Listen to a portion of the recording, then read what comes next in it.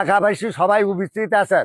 ঢাকাইয়া সাতটার গত কয়েকদিন আগে একটা সমাবেশ তৈরি করছিল, বুঝছেন? সেটা মিথ্যা সমাবেশ তৈরি করছে, বুঝছেন?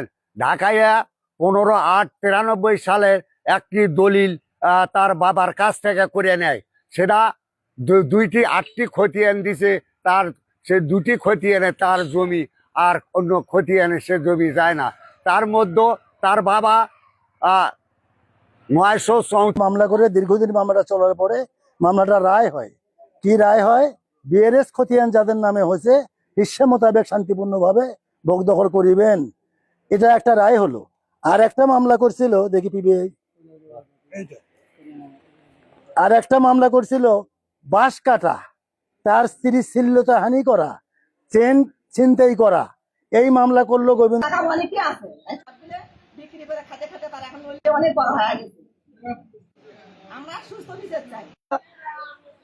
তারপরে আমরা চাচাক বলি, চাচা তুমি যে জমিটা নেছো তুমি কাগজপাতি দেখাও।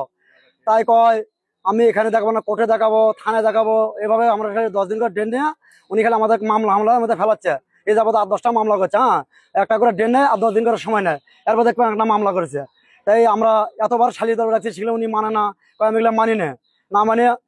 তারপরে বিষয়টা কি কয় আমাকে আনাছে তেনাছে, তারপরে এত যে ওখানে শেষ হয়। এইভাবে আমাদের অনেক মিথ্যা মামলা, আমাকে নামে মিথ্যা মামলা হরানি অনেক কিছু করতেছে। তারপরে এই যে সিদ্দিকের মিথ্যে নিউজ দিছে, আমি বলে চাঁদাবাজি করি, সন্ত্রাসী করি, হেরানি অনেক করতেছে। আমাকে অনেক মনে করো খাই হতি করতেছে চাচা আমার। একটার উপরে একটা করতেছে, একটার উপরে একটা করতেছে না। তদন্ত চাই আপনার কাছে, আমার জমিটা জান।